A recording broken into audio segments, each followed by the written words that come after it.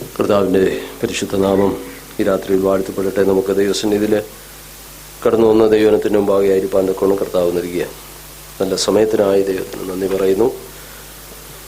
അപ്പോസ്തല പ്രവൃത്തികളാണ് നമ്മൾ കഴിഞ്ഞ ദിവസങ്ങളിലൊക്കെയും ദൈവവചനത്തിൽ നിന്ന് ധ്യാനിച്ചു പോകുന്നത്. 18-ാം അധ്യായം അതിൻ്റെ 17 വരെയുള്ള വാക്യങ്ങളാണ് നമുക്ക് കഴിഞ്ഞ പ്രാവശ്യം ധ്യാനിപ്പാൻ ഇടയായത്. അതിൻ്റെ അടുത്ത വേദഭാഗത്തിലേക്ക് നമുക്ക് രാത്രി അല്പസമയം ധ്യാനിപ്പാൻ ആഗ്രഹിക്കുന്നു. അപ്പോസ്തലനായ പൗലോസിൻ്റെ മിഷണറി യാത്രകൾ അഥവാ സുവിശേഷമായി കടന്നുപോയ തൻ്റെ യാത്രകളെയെല്ലാം 3 മിഷണറി യാത്രകളായിട്ട് തിരിച്ചിട്ടുണ്ട്. 1-ാം മിഷണറി യാത്ര, 2-ാം മിഷണറി യാത്ര, 3-ാമത്തെ മിഷണറി യാത്ര. അതിൽ 2-ാമത്തെ മിഷണറി യാത്രയുടെ ഏകദേശം അവസാന സമയത്തേക്കാണ്, അല്ലെങ്കിൽ അവസാന ഭാഗത്തേക്കാണ് നമ്മൾ ഈ അധ്യായത്തിൽ വരുന്നത്. പിന്നീട് തൻ്റെ 3-ാമത്തെ യാത്ര ആരംഭിക്കുന്നതും നമുക്ക് ഈ അധ്യായത്തിൽ കാണുവാൻ സാധിക്കുന്നുണ്ട്. 18-ാം അധ്യായത്തിൽ പ്രധാനമായിട്ടും കൊരിന്ത് പട്ടണത്തിലുള്ള തൻ്റെ സുവിശേഷ വേലയെക്കുറിച്ചുള്ള വിവരണമാണ്. നമ്മൾ കൊരിന്തിയ ലേഖനം പഠിക്കുമ്പോൾ അതിൽ കൊരിന്തിൽ ചെന്നതിനെക്കുറിച്ചോ അല്ലെങ്കിൽ അവിടെയുള്ള പ്രവർത്തനങ്ങളെക്കുറിച്ചുള്ള വിശദീകരണമില്ല. എന്നാൽ അപ്പോസ്തല പ്രവൃത്തിയിൽ പൗലോസ് കൊരിന്ത് പട്ടണത്തിൽ ചെന്നതിനെക്കുറിച്ചും അവിടെ എങ്ങനെയാണ് സുവിശേഷം എന്നതിനെക്കുറിച്ചും നമുക്ക് ഈ അധ്യായത്തിലാണ് വായിപ്പാൻ കഴിയുന്നത്. 18-ാം അധ്യായത്തിലാണ് ആദ്യമായിട്ട് കൊരിന്ത് എന്ന് പറയുന്ന പട്ടണത്തിൽ പൗലോസ് ചെല്ലുകയാണ്.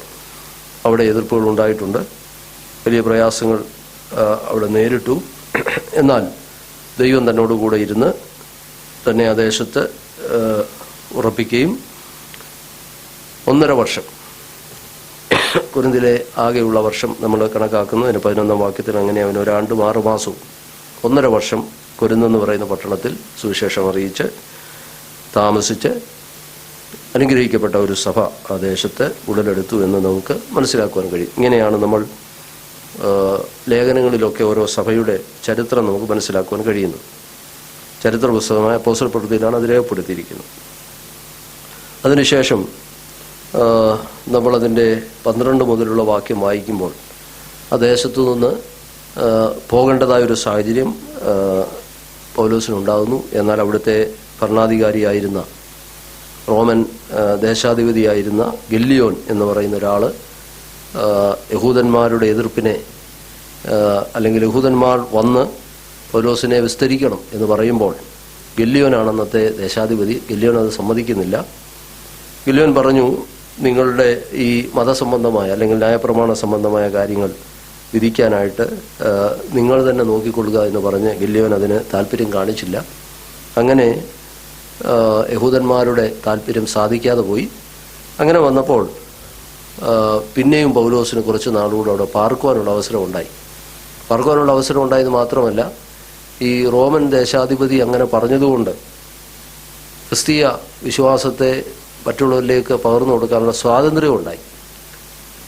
യഹൂദന്മാർ സാധാരണ കൂട്ടം കൂടി പൗലോസിനെതിരെ ഉന്നയിക്കുന്ന ആരോപണങ്ങളെല്ലാം നമുക്ക് സ്വീകാര്യമല്ലാത്ത വേറൊരു മതം, വേറെ ഒരു ചിന്തകൾ നമ്മുടെ ജനത്തിൻ്റെ ഇടയിൽ പരത്തുന്നു എന്നുള്ളതായ ആക്ഷേപമായിരുന്നു പൗലോസിനെതിരെ യഹൂദന്മാർ സാധാരണയായി ഉപയോഗിച്ചുകൊണ്ടിരുന്നത്. അപ്പോൾ അങ്ങനെ വരുമ്പോൾ ചിലരൊക്കെ അതിന് അനുകൂലമായി വിധി പ്രഖ്യാപിക്കാറുണ്ടായിരുന്നു. എന്നാൽ ഈ ഗല്ലിയോൻ എന്ന് പറയുന്ന മനുഷ്യൻ ദേശാധിപതി ആയിരുന്നപ്പോൾ നമ്മളവിടെ വായിക്കുന്നത് അദ്ദേഹം പൗലോസിന് അനുകൂലമായി പറയുകയും ന്യായപ്രമാണ സംബന്ധമായ കാര്യങ്ങളിൽ അദ്ദേഹം വിധി പറയുവാനായിട്ട് താല്പര്യമെടുക്കാതെ പൗലോസിനെ വിട്ടയക്കുന്ന ഒരു കാഴ്ചയാണ് കണ്ടത്. അത് നിമിത്തം ആ ദേശത്തൊക്കെ 2 കാര്യമുണ്ടായി. 1, പൗലോസിന് സ്വാതന്ത്ര്യമുണ്ടായി, 2, ദൈവവചനത്തിനും സ്വാതന്ത്ര്യമുണ്ടായി. അങ്ങനെ നമ്മൾ 18-ാം വാക്യത്തിലേക്ക് വരുമ്പോൾ പൗലോസ് പിന്നെയും കുറേ നാൾ അവിടെ പാർത്തു എന്നാണ് വായിക്കുന്നത്.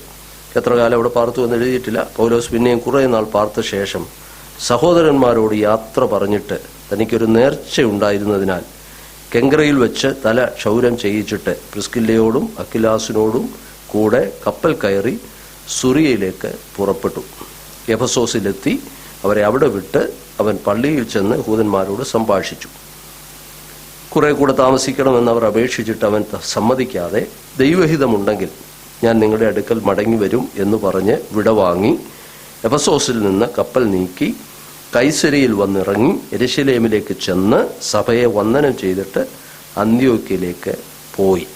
ഇവിടം വരെയാണ് രണ്ടാം മിഷണറി യാത്രയുടെ അവസാനം. അതിൽ ഈ അവസാന ചില യാത്രകളുടെ വിശദീകരണങ്ങൾ ഇങ്ങനെ ലൂക്കോസ് ആണല്ലോ അപ്പോസ്തല പ്രവൃത്തിയുടെ എഴുത്തുകാരൻ, പെട്ടെന്ന് ഇങ്ങനെ അങ്ങ് പറയുകയാണ്. ഇതുവരെ ഓരോ സ്ഥലങ്ങളെക്കുറിച്ച് ഇങ്ങനെ വിശദമായിട്ട് പറഞ്ഞിട്ട് നമ്മളിപ്പോൾ വായിച്ചിടത്ത് ഒരു യാത്രയുടെ കൂടുതൽ വിശദീകരണമാണ് എന്ന് നമുക്ക് കാണുവാനായിട്ട് കഴിയും. അപ്പം നമ്മൾ വായിച്ച് 22-ാമത്തെ വാക്യത്തിൽ അവൻ അന്ത്യോക്യയിൽ വന്നു. നമുക്കറിയാം അന്ത്യോക്യയിൽ നിന്നാണ് പൗലോസ് മിഷണറി യാത്രയ്ക്ക് പുറപ്പെട്ട സ്ഥലം. അപ്പോൾ അവിടെ ചെന്ന് അവിടെയുള്ള സഭയിൽ ഈ വിവരങ്ങളെല്ലാം അറിയിച്ച് അവിടെ കുറേ നാൾ പാർത്തതിന് ശേഷമാണ് അടുത്ത യാത്ര തുടരുന്നത്. 23-ാം വാക്യം മുതലാണ് പൗലോസിന്റെ മൂന്നാമത്തെ മിഷണറി യാത്ര തുടങ്ങുന്നത്. മൂന്നാമത്തെ മിഷണറി യാത്ര തുടങ്ങുന്നത് 18-23 മുതലാണ്. അവിടെ കുറേ നാൾ താമസിച്ച ശേഷം പുറപ്പെട്ട് അപ്പോൾ അവിടെ മൂന്നാമത്തെ തന്നെ യാത്ര ആരംഭിക്കുകയാണ്. അപ്പോൾ ഓരോ യാത്രയും തിരിച്ചു വന്ന് അവസാനിക്കുന്നത് അന്ത്യോക്യയിലാണ്. അന്ത്യോക്യയിൽ നിന്നാണ് അവരെ പരിശുദ്ധാത്മാവ് പറഞ്ഞയക്കുന്നത് എന്ന് നമുക്ക് 13-ാം അധ്യായം തൊട്ട് നമ്മൾ വായിക്കുമ്പോൾ കാണുവാൻ കഴിയും. ഒന്നാമത്തെ മിഷണറി യാത്ര തൊട്ട് അവരങ്ങനെയാണ്. അപ്പോൾ ഇവർ പോയി സുവിശേഷം അറിയിച്ച് സഭകളെ ഉറപ്പിച്ച് ഒക്കെ തിരിച്ചു വന്ന് ആ റിപ്പോർട്ട് അന്ത്യോക്യ സഭയ്ക്ക് നൽകി അവരോടൊത്ത് കുറേ കാലം പ്രാർത്ഥിച്ചും പോയ സ്ഥലങ്ങളെയൊക്കെ ഓർത്ത് നിശ്ചയമായിട്ട് അവരവിടെ ഇരുന്ന് ദൈവത്തിനെ പ്രാർത്ഥിക്കുകയൊക്കെ ചെയ്ത് കുറേ കാലം കഴിച്ച ശേഷമാണ് പിന്നീട് അടുത്ത യാത്രയ്ക്കായി പുറപ്പെടുന്നതെന്ന് കാണുവാനായിട്ട് സാധിക്കും.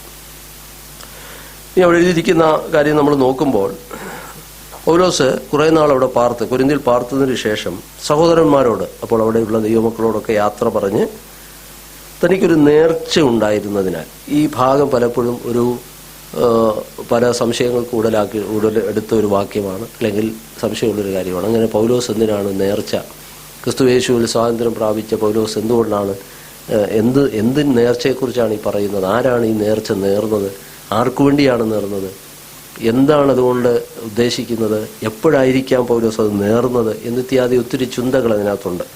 എന്നാൽ ആ ചോദ്യങ്ങൾക്കൊന്നും വിശദമായ ഒരു വിശദീകരണം നമുക്ക് ആ ഭാഗത്തില്ല. ഒറ്റ വാക്കിൽ തനിക്കൊരു നേർച്ച ഉണ്ടായിരുന്നതിനാൽ അദ്ദേഹം കെങ്കറയ എന്ന് പറയുന്ന സ്ഥലത്തേക്ക് പോയി. കെങ്കറയ എന്ന് പറയുന്ന കൊരിന്തിൽ തന്നെയുള്ള, ആ കൊരിന്ത് പട്ടണത്തിൽ തന്നെയുള്ള ഒരു പോർട്ട് നഗരമാണ്, അല്ലെങ്കിൽ തീരദേശ പ്രദേശമാണ് കെങ്കറയ. അവിടെ ചെന്നിട്ട് എന്ത് ചെയ്യുന്നു, അവിടെ നമ്മൾക്ക് കാണുവാൻ കഴിയുന്നത് തല ക്ഷൗരം ചെയ്യിച്ചു. അപ്പം ഈ തല ക്ഷൗരം ചെയ്യിച്ചത് കൊണ്ട് ആ വ്രതം എന്തായിരിക്കുമെന്ന് നമുക്ക് ഊഹിക്കാം. പഴയ നിയമത്തിൽ ഈ തല ക്ഷൗരം ചെയ്യുന്നതുമായി ബന്ധപ്പെടുത്തി പറഞ്ഞിരിക്കുന്ന ഒരു വ്രതം നമ്മൾ കാണുന്നത് നാസിർ വ്രതത്തെക്കുറിച്ചാണ്. അത് നമ്മൾ വായിക്കുന്നത് സംഖ്യാപുസ്തകം 6-ാം അധ്യായത്തിലാണ്. അവിടെ നാസിർ വ്രതം ഇസ്രായേലിന് ഉണ്ടായിരുന്നു എന്ന് കാണുവാൻ കഴിയും. അതൊന്ന് നോക്കിയാൽ 2 പ്രധാന കാര്യങ്ങളാണ് നാസിർ വ്രതത്തെക്കുറിച്ച് നമുക്ക് മനസ്സിലാക്കുവാനായിട്ട് കഴിയുന്നത്.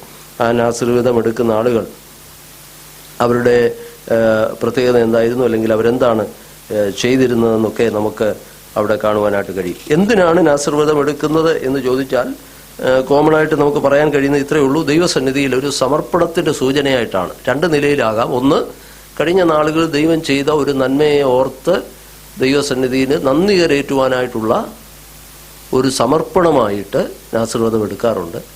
നേരെ തിരിച്ചും ഭാവിയിൽ മുന്നോട്ടുള്ള ജീവിത വഴിയിൽ ഒരു ദൈവാനുഗ്രഹത്തിനു വേണ്ടി ദൈവസന്നിധി സമർപ്പിച്ച് എടുക്കുന്ന നാസിർ വ്രതം. ഇങ്ങനെ 2 രീതിയിലുമുണ്ട്. അനുഗ്രഹത്തിന് നന്ദി പറഞ്ഞുകൊണ്ടുള്ള ഒരു വ്രതമായിട്ടും ഭാവിയിലുള്ള അവരുടെ മുന്നോട്ടുള്ള ജീവിതത്തിൽ ദൈവാനുഗ്രഹത്തിനു വേണ്ടിയുള്ള ഒരു സമർപ്പണമായിട്ടും നാസിർ വ്രതത്തെ എടുക്കാറുണ്ട്. 6-ാം അധ്യായം നമ്മൾ പഠിക്കുമ്പോൾ യഹോവ പിന്നെയും മോശയോട് അരുളി ചെയ്തത്, നീ ഇസ്രായേൽ മക്കളോട്, ഇവിടെയാണ് നാസിർ വ്രതത്തെക്കുറിച്ച് നമ്മൾ കാണുന്നത്, ഇസ്രായേൽ മക്കളോട് പറയേണ്ടതെന്നാൽ ഒരു പുരുഷനാകട്ടെ സ്ത്രീ ആകട്ടെ യഹോവയ്ക്ക് തന്നെത്താൻ സമർപ്പിക്കേണ്ടതിന് നാസിർ വ്രതം എന്ന വിശേഷ വിധിയായുള്ള വ്രതം ദീക്ഷിക്കുമ്പോൾ. അപ്പോൾ അങ്ങനെ ഒരു വ്യവസ്ഥ ഇസ്രായേലിൽ ഉണ്ടായിരുന്നു. അതിൻ്റെ ഉദ്ദേശം ആ വാക്യത്തിൽ മനസ്സിലായല്ലോ. യഹോവയ്ക്ക് തന്നെ സമർപ്പിക്കുവാനായിട്ട് എടുക്കുന്ന ഒരു വ്രതമായിരുന്നു ഏത്, നാസിർ വ്രതം. അതിന് ചില വ്യവസ്ഥകളുണ്ട്. അതെന്താണ്, വ്രതം ദീക്ഷിക്കുമ്പോൾ അവൻ എന്ത് ചെയ്യാൻ പാടില്ല, വീഞ്ഞും മദ്യവും വർജിച്ചിരിക്കണം. പ്രധാനമായിട്ടും മുന്തിരിയുടെ അനുഭവത്തിൽ നിന്ന് മുന്തിരിങ്ങ കൊണ്ടോ അല്ലെങ്കിൽ മുന്തിരി കൊണ്ടോ ഉണ്ടാക്കുന്ന യാതൊന്നും ആ വ്രതത്തിൻ്റെ സമയത്ത് ഉപയോഗിക്കാൻ പാടില്ല. പ്രധാനമായിട്ടും 2, തല ക്ഷൗരം ചെയ്യിക്കാൻ പാടില്ല. ഇത് രണ്ടുമാണ് പ്രധാനമായിട്ട്. നിങ്ങൾ ആ ഭാഗപാഠാധ്യായം മുഴുവൻ വായിച്ചാൽ അതാണ് നമുക്ക് കാണുവാൻ കഴിയുന്നത്. പിന്നെ ചെയ്യേണ്ടത്, ആ നാസിർ വ്രതം അവസാനിക്കുന്ന സമയത്ത് എന്ത് ചെയ്യണം, അവൻ തല ക്ഷൗരം ചെയ്യിച്ചിട്ട് മറ്റു ചില യാഗവസ്തുക്കളൂടെ എടുത്ത് നമ്മളതിൻ്റെ 10 മുതൽ വായിക്കുമ്പോൾ 8-ാം ദിവസം അവനൊരു 2 കുറുപ്രാവിനെയോ 2 പ്രാവിൻ കുഞ്ഞിനെയോ പുരോഹിതന്റെ അടുക്കൽ സമാഗമന കൂടാരത്തിന്റെ വാതിൽക്കൽ കൊണ്ടുവരണം. അപ്പോൾ ആ വ്രതം തീരുമ്പോൾ എന്ത് ചെയ്യണം? ദൈവാലയത്തിൽ ചെന്ന് ഇവിടെ അനുഷ്ഠിച്ചിരിക്കുന്ന, ഇവിടെ പറഞ്ഞിരിക്കുന്ന യാഗം കൂടെ കഴിച്ച് ആ വ്രതം അവസാനിപ്പിക്കണം. ഇങ്ങനെയായിരുന്നു നാസിർ വ്രതത്തിൻ്റെ വ്യവസ്ഥ. നിങ്ങൾ ആ അധ്യായം മുഴുവൻ അതിൽ നമുക്കത് കാണുവാനായിട്ട് സാധിക്കുന്നുണ്ട്. അപ്പോൾ ഇവിടെയും തല ക്ഷൗരം ചെയ്തതിനെക്കുറിച്ച് പൗലോസ് പറയുന്നുണ്ട്. അതുകൊണ്ട് അതൊരു നാസിർ വ്രതമായിരിക്കാം എന്നാണ് പറയപ്പെടുന്നത്. അപ്പോൾ നാസിർ വ്രതം ഇസ്രായേലിന് ഉണ്ടായിരുന്ന ഒരു വ്രതമാണ്. അതിൽ ഉദ്ദേശം ഇത്രയേ ഉള്ളൂ: ദൈവത്തിന് വേണ്ടി സമർപ്പിക്കപ്പെട്ട്, അല്ലെങ്കിൽ ദൈവത്തിൻ്റെ അനുഗ്രഹത്തിന് നന്ദി കരയറ്റിക്കൊണ്ടോ, അല്ലെങ്കിൽ വരുവാനിരിക്കുന്ന മുന്നോട്ടുള്ള വഴിയിൽ ഒരു അനുഗ്രഹം പ്രതീക്ഷിച്ചുകൊണ്ടോ തങ്ങളെ തന്നെ ദൈവത്തിന് സമർപ്പിച്ച് സമയം ചെലവഴിക്കുന്ന, അല്ലെങ്കിൽ അതിനുവേണ്ടി ദൈവവചന പ്രകാരം ദൈവവചനം അനുശാസിച്ചിരിക്കുന്ന കാര്യങ്ങൾ ചെയ്തുകൊണ്ട് ദൈവസന്നിധിയിൽ അനുഷ്ഠിക്കുന്ന ഒരു വ്രതമായിട്ടാണ് നമുക്കതിനെ കാണുവാനായിട്ട് കഴിയും. അപ്പോൾ ഇവിടെ നമുക്കൊരു ചോദ്യം: ഈ ന്യായപ്രമാണത്തിൽ പറഞ്ഞിരിക്കുന്ന ഈ നാസിർ വ്രതത്തെ എന്തിനു പൗലോസ് അനുസരിക്കുന്നു? ഇവിടെ വീണ്ടും എന്തുകൊണ്ട് നാസിർ വ്രതത്തെ എന്തുകൊണ്ട് പൗലോസ് അനുസരിക്കുന്നു എന്നൊരു ചോദ്യമുണ്ട്. ക്രിസ്തുയേശുവിലുള്ള സ്വാതന്ത്ര്യം പ്രാപിച്ച നമ്മൾ പറയാറുണ്ട്, നമ്മുടെ പഴയ മത ആചാരങ്ങൾ, പഴയ ശീലങ്ങളെല്ലാം നമ്മൾ വിട്ടാണ് കർത്താവിനെ സ്വീകരിച്ചത്. അല്ലെങ്കിൽ ക്രിസ്തുവിലായാൽ ഒരു പുതിയ സൃഷ്ടിയാണ്. അല്ലെങ്കിൽ ക്രിസ്തുവിനെ നാം പിൻപറ്റിയതോടുകൂടെ പഴയ ആചാരങ്ങളും പഴയ കർമ്മങ്ങളും എല്ലാം നമ്മൾ ഉപേക്ഷിച്ചവരാണ്. പിന്നെ എന്തുകൊണ്ട് ഇത് തിരിച്ചെടുത്തു എന്നൊരു ചോദ്യമുണ്ട്.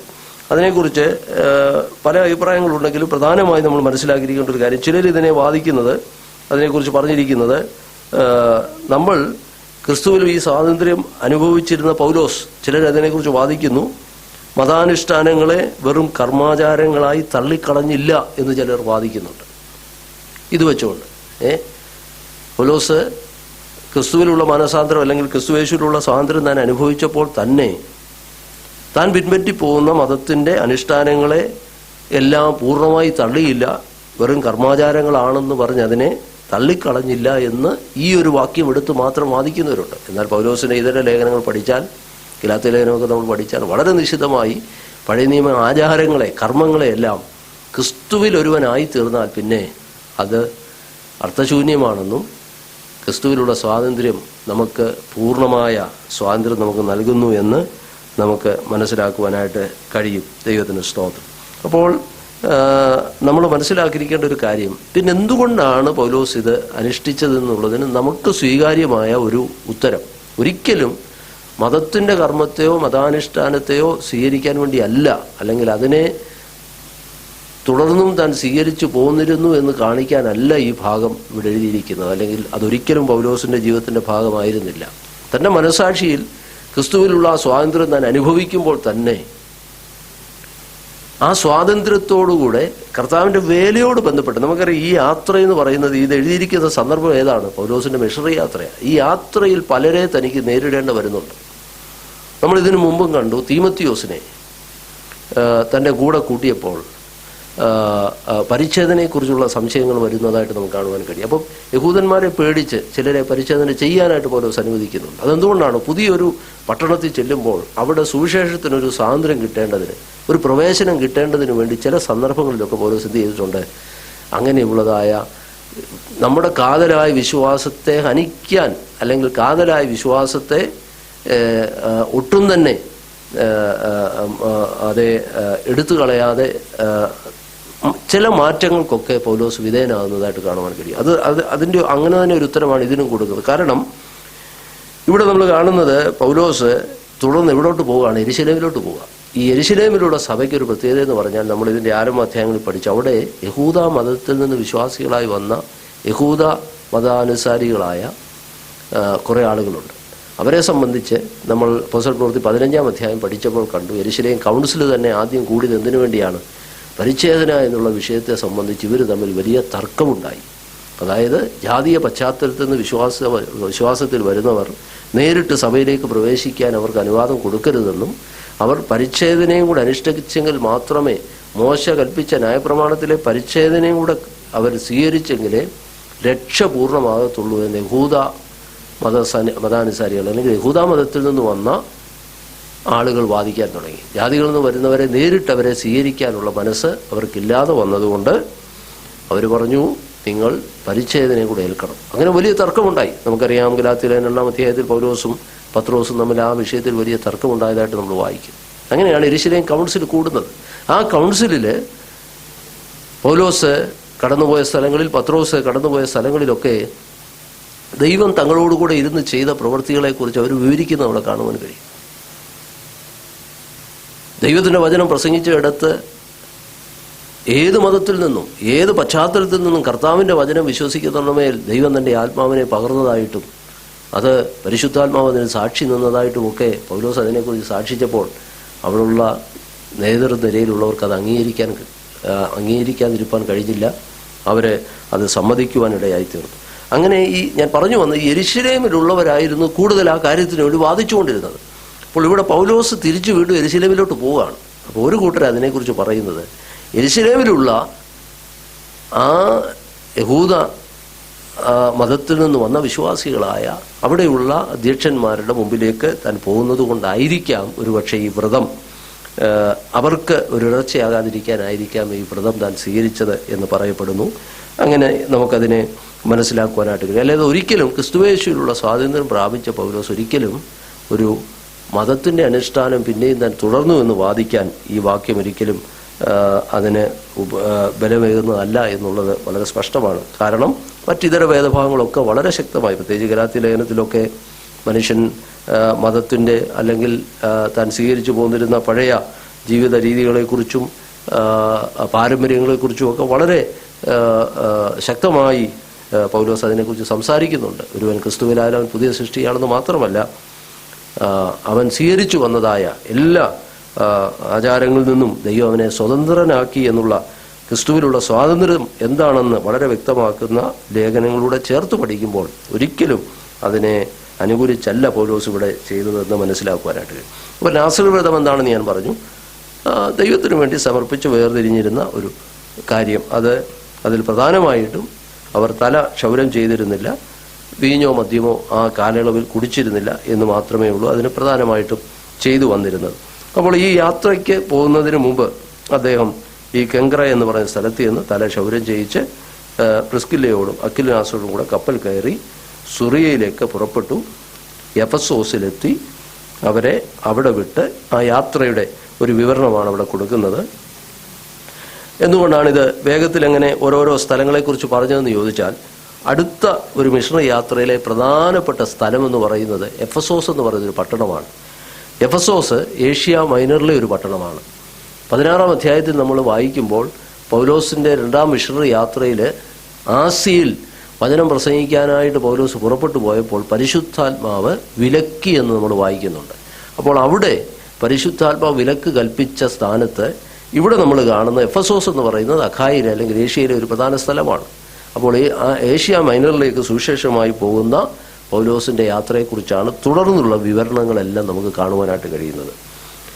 മറ്റൊന്ന്, കൊരിന്ത്യ പട്ടണത്തിലാണ് നമ്മൾ ഏകദേശം 1.5 വർഷം പൗലോസ് കർത്താവിന് വേല ചെയ്തതിനെക്കുറിച്ചാണ് നമുക്ക് 18-ാം അധ്യായത്തിൽ കാണുവാൻ കഴിയുന്നതെങ്കിൽ എഫെസോസ് പട്ടണത്തിൽ പൗലോസ് അതിനേക്കാൾ കൂടുതൽ സമയം, ഏകദേശം ഒരു 3 വർഷം ഈ എഫെസോസ് പട്ടണത്തിൽ പൗലോസ് ഉണ്ടായിരുന്നുവെന്ന് പിന്നീട് നമുക്ക് കാണുവാനായിട്ട് കഴിയും. അപ്പോൾ ആ ഒരു മാറ്റമാണ് ഈ 18-ാം അധ്യായത്തിൻ്റെ 18 മുതലുള്ള വാക്യങ്ങളിൽ പ്രധാനമായിട്ടും രേഖപ്പെടുത്തിയിരിക്കുന്നത്. എഫെസോസിലെത്തി അവരെ അവിടെ വിട്ടു.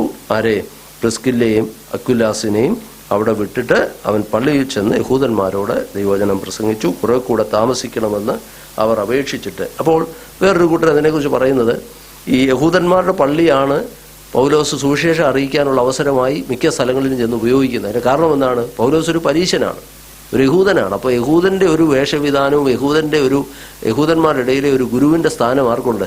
പൗലോസിനുണ്ട്. അതുകൊണ്ട് ഏത് സിനഗോഗിൽ ചെന്നാലും പൗലോസിന് പ്രസംഗിക്കാൻ അവസരം കിട്ടും. അതുകൊണ്ടാണ് അത് പൗലോസ് സുവിശേഷം അറിയിക്കാൻ എന്ത് ചെയ്തു? ഫലപ്രദമായി ഉപയോഗിച്ചു എന്ന് വേണം നമുക്ക് മനസ്സിലാക്കാൻ. അപ്പോൾ ഇവിടെ പറയുന്നത് 20-ാം വാക്യം നിങ്ങൾ നോക്കിയാൽ, കുറെ കൂടെ താമസിക്കണമെന്ന് അവർ അപേക്ഷിച്ചു. അപ്പോൾ ചിലർ പറയുന്നത് അത് സുവിശേഷത്തോടുള്ള സ്നേഹം കൊണ്ടല്ല. വാസ്തവത്തിൽ ഈ തല മുട്ടയടിച്ചിരിക്കുന്നത് കണ്ടപ്പോൾ അവർക്ക് മനസ്സിലായി ഇദ്ദേഹം ആരാണ്? വ്രതമെടുക്കുന്ന ഒരു യഹൂദനാണെന്ന് മനസ്സിലായതുകൊണ്ടാണ് അവസരം കൂടുതൽ കൊടുത്തതെന്നാണ്. മനസ്സിലാവുന്നുണ്ടോ? അങ്ങനെ ഒരു ചിന്തയുണ്ട്. അപ്പം പൗലോസ് അതുകൂടെ മനസ്സിലാക്കിയിട്ടാണ് ഇങ്ങനെ ഒരു വ്രതമെടുക്കുന്ന ആളാന്ന് പറഞ്ഞാൽ മുടി പോകുന്നല്ല ഉള്ളു, കുഴപ്പമൊന്നുമില്ല.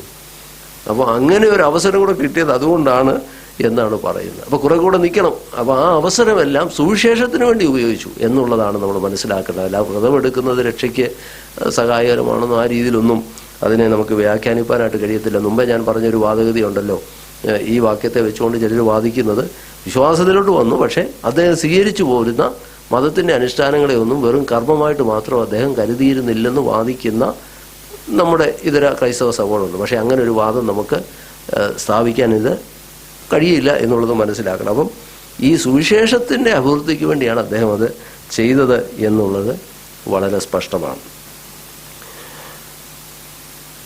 എന്നാൽ അവരുടെ അപേക്ഷ പൗലോസ് സ്വീകരിക്കാതെ 21 വാക്യത്തിൽ വായിക്കുന്നു, ദൈവഹിതമുണ്ടെങ്കിൽ ഞാൻ നിങ്ങളുടെ അടുക്കൽ മടങ്ങി വരും എന്ന് പറഞ്ഞ് വിട വാങ്ങി എവിടെ പോയി? എഫെസോസിൽ നിന്ന് കപ്പൽ നീക്കി കൈസരിയയിൽ വന്നിറങ്ങി. യെരുശലേമിലേക്കുള്ള യാത്രയാണ്. യെരുശലേമിലേക്ക് പോകുമ്പോൾ കൈസരിയയിലാണ് ചെല്ലുന്നത്. കൈസരിയയിൽ എന്തുകൊണ്ടാണ് ചെല്ലുന്നത്? കൈസരിയാണ് അവിടുത്തെ പ്രധാന തുറമുഖം. കൈസരിയയിൽ നിന്ന് ഏതാണ്ട് ഒരു 10-65 കിലോമീറ്റർ ദൂരം നടന്നു വേണം ഇവിടെ ചെല്ലാൻ, അല്ലെങ്കിൽ മറ്റുള്ള വാഹനപുറത്തിൽ കയറി വേണം യെരുശലേമിൽ ചെല്ലാൻ.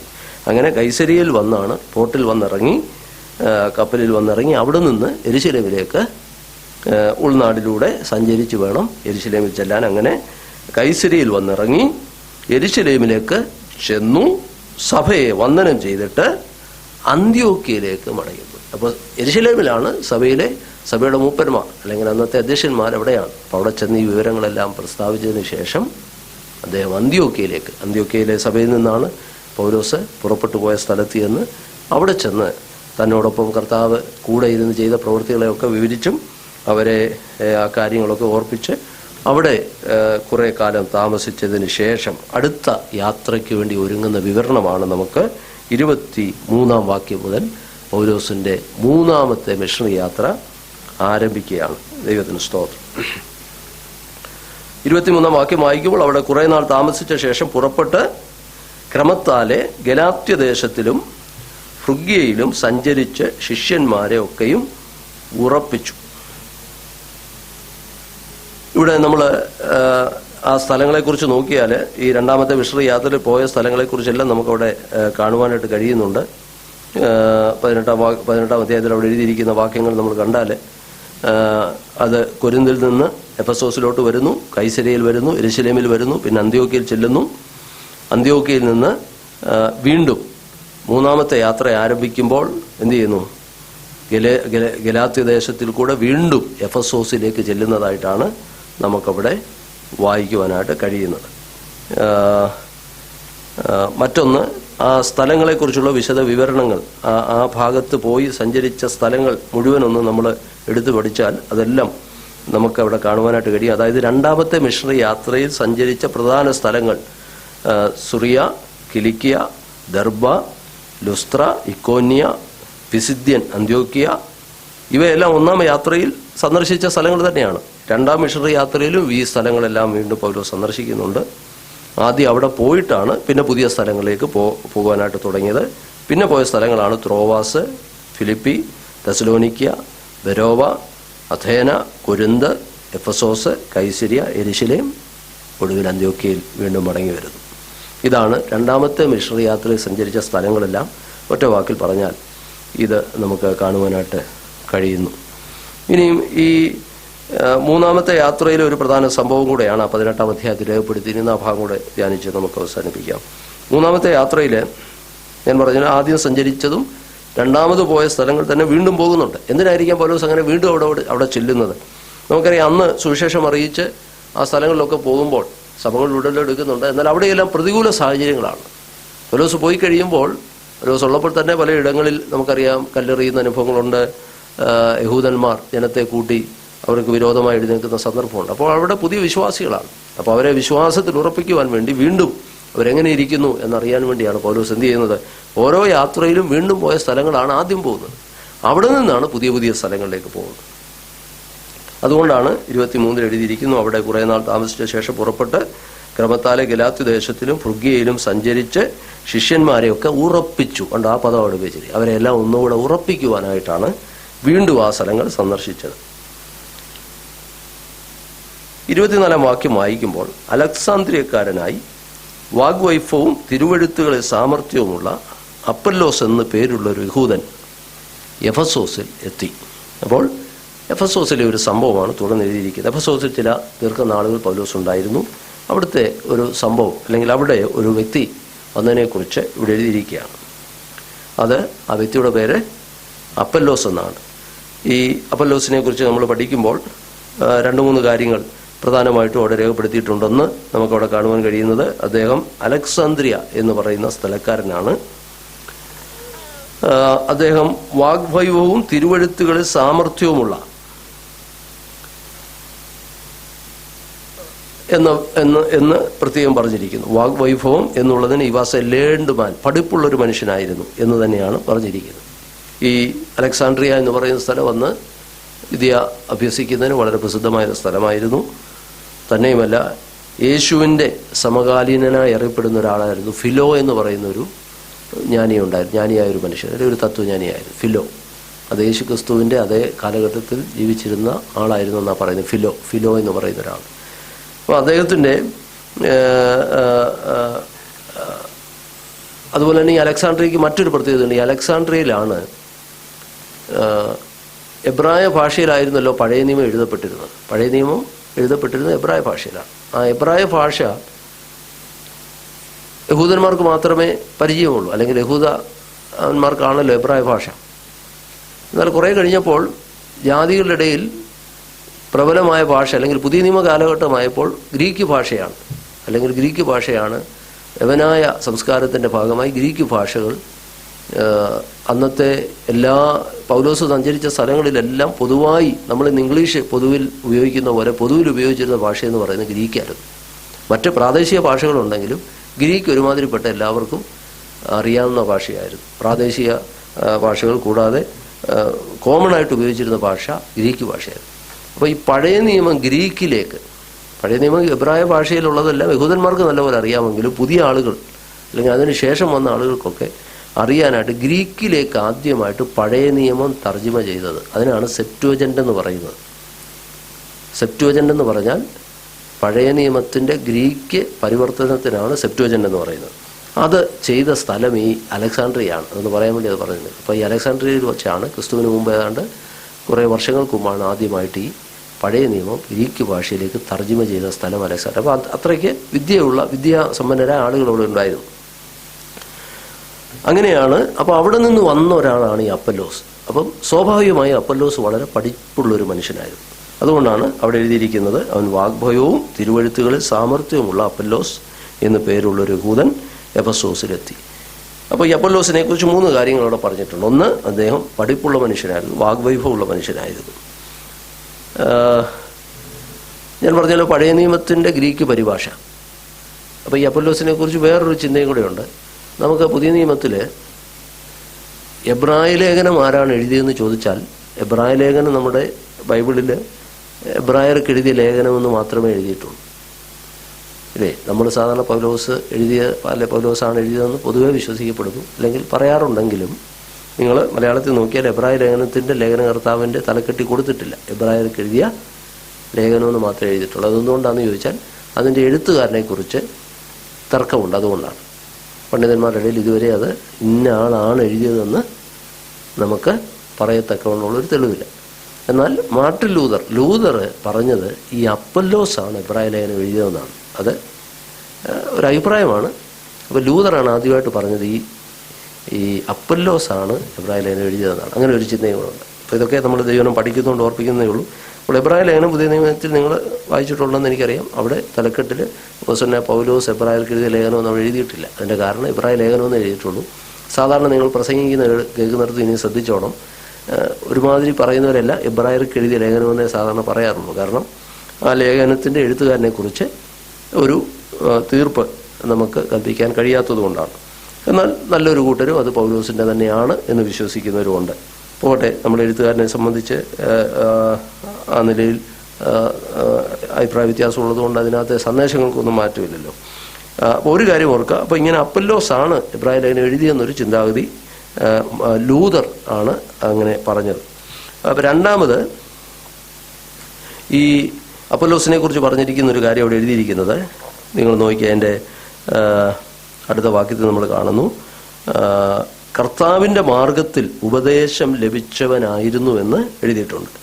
കർത്താവിൻ്റെ മാർഗത്തിൽ അവൻ ഉപദേശം ലഭിച്ചവനായിരുന്നു എന്ന് അവിടെ എഴുതിയിട്ടുണ്ട്. യോഹന്നാൻ്റെ സ്നാനത്തെക്കുറിച്ച് മാത്രം പറഞ്ഞിരുന്നുവെങ്കിലും ആത്മാവിൽ എരിവുള്ളവനാകയാൽ അവൻ യേശുവിൻ്റെ വസ്തുത സൂക്ഷ്മമായി പ്രസ്താവിക്കുകയും ഉപദേശിക്കുകയും ചെയ്തു. അപ്പോൾ എഫെസോസിൽ വന്ന ഈ അപ്പല്ലോസ്, അദ്ദേഹം പഠിപ്പുള്ള മനുഷ്യനായിരുന്നു. 2, കർത്താവിൻ്റെ വഴിയിൽ അല്ലെങ്കിൽ കർത്താവിൻ്റെ മാർഗത്തിൽ ഉപദേശം ലഭിച്ചവനായിരുന്നു. അത് പൂർണ്ണമല്ല, അതാണ് നമ്മൾ താഴോട്ട് വായിച്ചു വരുന്നത്.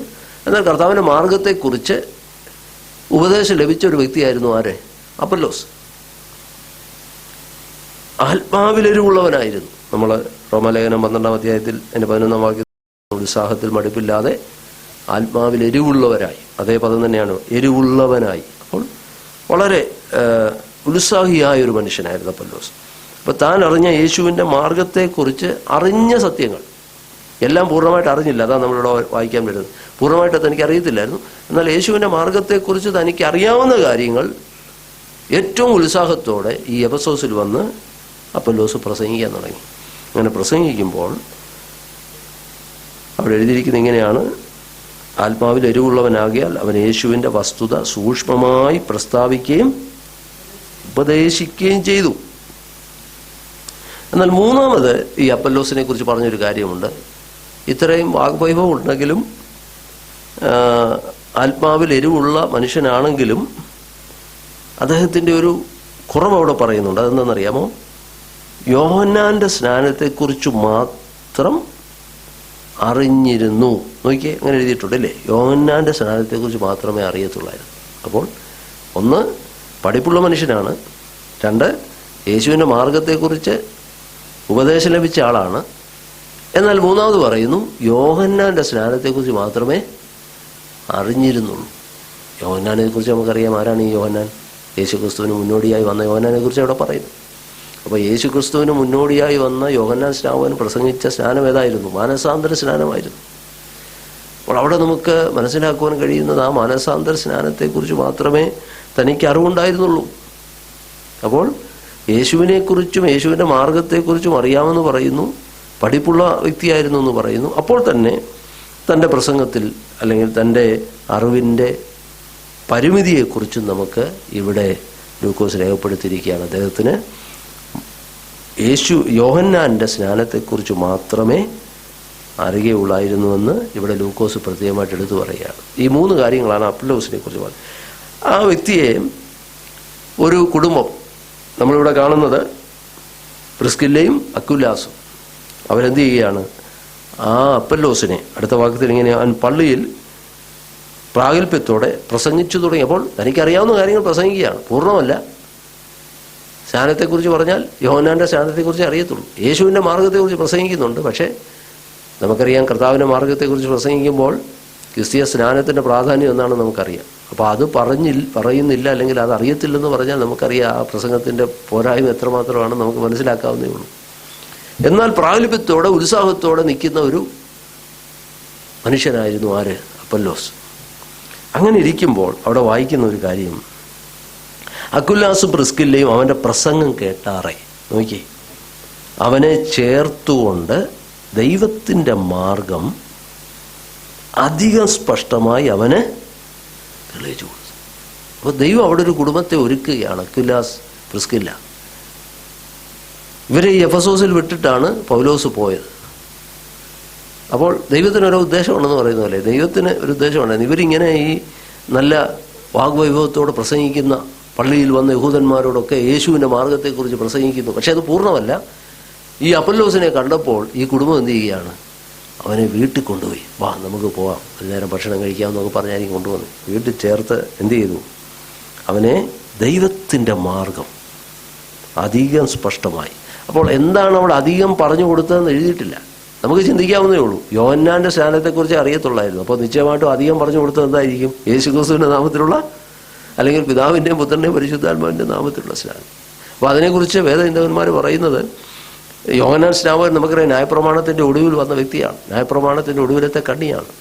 എന്നാൽ അതിനുശേഷം യേശുക്രിസ്തുവിൻ്റെ മരണം, ഉയർപ്പ്, പരിശുദ്ധാത്മാവിനെ നമുക്ക് ദാനം ചെയ്തത്, ഇതൊക്കെ ആയിരിക്കാം എന്ത് ചെയ്തത്? അപ്പല്ലോസിനോട് വിവരിച്ചു കൊടുത്ത് അധികം സ്പഷ്ടമായി. നോക്കി, അതുകൊണ്ടാണ് അവിടെ പറഞ്ഞത് അധികം സ്പഷ്ടമായി.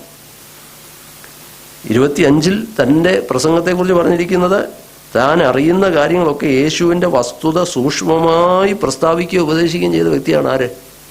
അപ്പൊല്ലോസ്. എന്നാൽ അവിടെയും ന്യൂനതയുണ്ട്. ആ ന്യൂനത മനസ്സിലാക്കി എന്ത് ചെയ്യുകയാണ്? ഈ കുടുംബം അവരെ ചേർത്ത് കൊണ്ടിട്ട് അധികം സ്പഷ്ടമായി, ആ പദമൊക്കെ വളരെ ഇമ്പോർട്ടൻ്റ് ആണ്, അധികം സ്പഷ്ടമായി അവന് തെളിയിച്ചു കൊടുത്തു എന്ന് എഴുതി. വീട്ടിൽ കൈക്കൊണ്ട് അവനെ തെളിയിച്ചു കൊടുത്തു.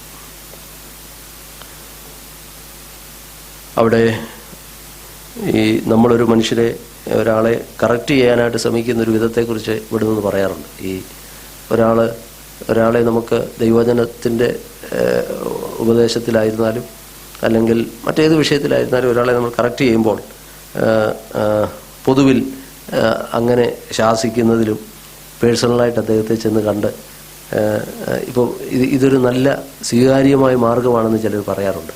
വ്യക്തിപരമായ അദ്ദേഹത്തോട് സഹകരിച്ച് അദ്ദേഹത്തെ കറക്റ്റ് ചെയ്യുന്ന ഒരു രീതിയെക്കുറിച്ച് കൂടെ നമുക്ക് കാണുവാൻ കഴിയുന്നു. പള്ളിയിലാണ്, യഹൂദന്മാരുടെ പള്ളിയിൽ പ്രസംഗിക്കുന്ന അപ്പൊല്ലോസിനെ വേണമെങ്കിൽ ഈ അക്കുല്ലാസിനും പ്രിസ്കിലേക്ക് അവിടെ വെച്ച് വേണമെങ്കിൽ എന്ത് ചെയ്യാം, തിരുത്താമായിരുന്നു, അല്ലെങ്കിൽ പബ്ലിക്കിൽ എന്തെങ്കിലുമൊക്കെ പറയാമായിരുന്നു. പക്ഷേ അത് ചെയ്യാതെ ആ പ്രസംഗം കഴിഞ്ഞിട്ട് അവരെന്ത് ചെയ്യാണ്, ഈ അപ്പൊല്ലോസിനെ പയ്യെ വീട്ടിലോട്ട് വിളിച്ചുകൊണ്ട് പോയി വീട്ടിലിരുന്ന് അതിസൂക്ഷ്മമായ കാര്യങ്ങൾ പ്രൈവറ്റായിട്ട് അവരുമായിട്ട് സഹകരിച്ച് അവരോട് ആ കാര്യങ്ങൾ വിശദീകരിച്ചു കൊടുത്തു. അതുകൊണ്ടായിരിക്കും അപ്പൊല്ലോസ് അത് സ്വീകരിച്ചത്. അപ്പൊല്ലോസ് അത് സ്വീകരിച്ച് അദ്ദേഹം കൂടുതൽ പ്രാഗൽഭ്യത്തോടെ ദൈവവചനം പ്രസംഗിച്ചത് മാത്രമല്ല, അതിൻ്റെ റിസൾട്ട് എന്താണെന്ന് നോക്കി. ഒരുപക്ഷെ ആ പബ്ലിക്കിൽ അദ്ദേഹത്തോട് അത് പറഞ്ഞിരുന്നെങ്കിൽ അത് ഒരുപക്ഷെ ആ സ്ഥലം വിട്ടു പോയേനെ. എന്നാൽ നോക്കി ഇവിടെ എന്താ സംഭവിച്ചത്? നിങ്ങൾ നോക്കിയാൽ അവിടെ കാണുന്ന, അവൻ അഖായിലേക്ക് പോകാൻ ഇച്ഛിച്ചപ്പോൾ നോക്കുക, അവൻ്റെ ശുശ്രൂഷ ഒന്നുകൂടെ വർദ്ധിച്ചെന്ന് എഴുതിയിരിക്കുന്നത്. അഖായയിലേക്ക്, ആ സ്ഥലം കൂടാതെ അഖായി എന്ന് പറയുന്ന വലിയൊരു പ്രദേശത്തേക്ക് പോകാൻ അപ്പൊല്ലോസ് അപ്പോഴത്തേക്കിനും പ്രാപ്തനാകുന്നു. അവൻ അഖായിലേക്ക് പോകാൻ ഇച്ഛിച്ചപ്പോൾ സഹോദരന്മാർ അവനെ ഉത്സാഹിപ്പിക്കുകയും കേട്ടോ. അപ്പോൾ കർത്താവിൻ്റെ വേലയിലായിരുന്നാലും ഒരു ദൈവപ്രവൃത്തിയിലായിരുന്നാലും മറ്റുള്ളവരെ ഉത്സാഹിപ്പിക്കുന്നു. അവനെ ഉത്സാഹിപ്പിക്കുകയും അവനെ കൈക്കൊള്ളേണ്ടതിന് ശിഷ്യന്മാർക്ക് ഒരു എഴുത്ത് നേരത്തെ എഴുതി അയക്കുകയാണ്. ഇങ്ങനെ ഒരാൾ വരുന്നുണ്ട്, നല്ല കഴിവുള്ള വ്യക്തിയാണ്, ദൈവവചനം നന്നായി പ്രസംഗിക്കും. അപ്പം ഉത്സാഹിപ്പിക്കുക മാത്രമല്ല, അഖായയിലേക്ക് പോകാൻ, ശുശ്രൂഷ വിശാലമാകുന്ന ഒരു സ്ഥലത്ത് പോകാനായിട്ട് തുടങ്ങുമ്പോൾ അതിനെ ഉത്സാഹിപ്പിക്കുകയും പിന്നീട് എന്ത് ചെയ്യുന്നു, അവർക്കൊരു എഴുത്തെഴുതി അയക്കുകയാണ്. അദ്ദേഹത്തെ സ്വീകരിക്കണം, നിങ്ങൾ നല്ലൊരാളാണ് എന്ന് പറഞ്ഞ് അദ്ദേഹത്തെ ഉത്സാഹിപ്പിച്ച് അവിടെ നിന്ന് പറഞ്ഞയക്കുകയാണ്. അതുകൊണ്ട് എന്താ സംഭവിച്ചു നോക്കി, അതിൻ്റെ റിസൾട്ട് എന്താണ്? അവിടെ എത്തിയാറെ അവൻ ദൈവകൃപയാൽ വിശ്വസിച്ചവർക്ക് വളരെ പ്രയോജനമായി തീർന്നു. അപ്പോൾ വളരെ ഉത്സാഹത്തോടെ അവനെ പറഞ്ഞയച്ചതുകൊണ്ട് അവൻ ചെന്നിടത്ത് എന്തായി, അവൻ പ്രയോജനമായി തീർന്നു എന്ന് മാത്രമല്ല, അടുത്ത് നോക്കിയേ, യേശു തന്നെ ക്രിസ്തുവെന്ന് അവൻ തിരുവെഴുത്തുകളാൽ തെളിയിച്ച് ബലത്തോടെ യഹൂദന്മാരെ പരസ്യമായി ഖണ്ഡിച്ചു കളഞ്ഞു. കണ്ടോ? അപ്പോൾ എന്തൊരു എഫക്റ്റ് അതിനുണ്ടായേ. അപ്പോൾ ആ അപ്പൊല്ലോസും പ്രിസ്കില്ലയും ചെയ്ത ശുശ്രൂഷ ചെറിയ ശുശ്രൂഷയാണ്. ഒരു നേരം ഭക്ഷണം കൊടുത്തു കാണും, വീട്ടിൽ കൈക്കൊണ്ട് ഉത്സാഹിപ്പിച്ച് അവനോട് സഹകരിച്ച് അവനെ ഒന്നുകൂടെ സ്പഷ്ടമായിട്ട് ഉപദേശ കാര്യങ്ങളിൽ ഒന്നുകൂടെ വ്യക്തത വരുത്തി പറഞ്ഞു കൊടുത്തപ്പോൾ എന്ത് ചെയ്തു, അവൻ്റെ ശുശ്രൂഷ വിശാലമായെന്ന് മാത്രമല്ല അനേകർക്ക് പ്രയോജനകരമായിട്ട് അവൻ മാറി. നോക്കുക, യേശു തന്നെ ക്രിസ്തു എന്നവൻ തിരുവെഴുത്തുകളാൽ തെളിയിച്ച് ബലത്തോടെ യഹൂദന്മാരെ പരസ്യമായി ഖണ്ഡിച്ചു കളഞ്ഞു. അത്രമാത്രം പ്രയോജനപ്രദമായൊരു. അപ്പം ഈ 18-ാം അധ്യായത്തിൻ്റെ ഒടുവിലത്തെ ഖണ്ഡികയിൽ അപ്പൊല്ലോസ് എന്ന് പറയുന്ന ഒരു വ്യക്തിയുടെ അനുഭവത്തെക്കുറിച്ചാണ് എഴുതിയിരിക്കുന്നത്. അതിനകത്ത് ഒത്തിരി പ്രായോഗികമായി നമുക്ക് സ്വീകരിക്കാൻ കഴിയുന്ന ഒത്തിരി കാര്യങ്ങൾ, ഒരു മനുഷ്യരെ നമ്മൾ കറക്റ്റ് ചെയ്യുമ്പോൾ സ്വീകരിക്കേണ്ട ഒരു മാർഗം, അത് പൊതുവായി നമുക്ക് സ്വീകരിക്കാൻ കഴിയുന്നൊരു കാര്യമാണ്, അല്ലേ? പിള്ളേരെ ആണെങ്കിലും നമ്മൾ വഴക്ക് പറയുമ്പോൾ രണ്ടുപേരുടെ മുമ്പ് വെച്ച് വഴക്ക് പറഞ്ഞാൽ അവരത് കേൾക്കത്തില്ലെന്ന് മാത്രമല്ല, അവർ മറുതലിക്കുന്ന സ്വഭാവമായിട്ട് മാറും. അതേസമയം അന്നേരം ഇച്ചിരി ശാന്തമായിട്ട് ഇരുന്നിട്ട് വീട്ടിൽ ചെന്ന് 2 കിഴുക്കൊക്കെ കൊടുത്ത് അല്ലെങ്കിൽ 2 കടിയൊക്കെ കൊടുത്താൽ അതൊന്നുകൂടെ എഫക്റ്റാണ്, അല്ലേ? അപ്പോൾ ആ നിലയിൽ അതിനെ നമുക്ക് മനസ്സിലാക്കാൻ കഴിയും. മറ്റൊന്ന്, ദൈവവചനത്തിൻ്റെ സത്യങ്ങളെ ഇവിടെ നമ്മൾ മനസ്സിലാക്കേണ്ടത്, യേശുക്രിസ്തുവിൻ്റെ മാർഗത്തെക്കുറിച്ച് അവൻ അറിവുള്ളവനായിരുന്നു എങ്കിലും അത് പൂർണ്ണമല്ലായിരുന്നു. നമ്മളെപ്പോഴും മനസ്സിലാക്കണം, നമ്മുടെ ക്രിസ്ത്യ ജീവിതത്തിൽ നമ്മൾ ഓരോ ദിവസവും വളരുകയാണ്. നമുക്ക് പലപ്പോഴും ആ പൂർണ്ണത അവകാശപ്പെടാൻ കഴിയത്തില്ല. നമ്മൾ ദൈവവചനം ഓരോ ദിവസവും പഠിക്കുകയാണ്. ഓരോ ദിവസവും ഈ കടൽ പോലെ കിടക്കുന്ന ദൈവവചനത്തിൻ്റെ സത്യങ്ങളെ നമ്മൾ എളിമയോടെ പരിശുദ്ധാത്മാവിൻ്റെ സഹായത്തോടുകൂടെ നമ്മൾ ദൈവസന്നിധി ഇരിക്കുമ്പോഴാണ് ദൈവം നമുക്ക് എന്ത് ചെയ്യുന്നത്, അത് കൂടുതൽ കൂടുതൽ നമുക്ക് വെളിപ്പെടുത്തി തരുന്നത്. ഒരുപക്ഷെ നമ്മുടെ ഈ ആയുസ് മുഴുവനും പഠിച്ചാൽ തീരാത്ത ആഴമായ ദൈവിക സത്യങ്ങൾ അത് എളിമയോടെ, കാലങ്ങൾ മാറും, ചരിത്രങ്ങളൊക്കെ മാറും, പക്ഷേ ഒരു ദൈവഭൃത്യൻ അതിനെക്കുറിച്ച് പറഞ്ഞത് ഈ ദൈവവചനം എഴുതിയ അനേക ബുക്കുകളുണ്ട്. ആ ബുക്കുകളും ഈ ബുക്കും തമ്മിലുള്ള വ്യത്യാസം എന്താണ്?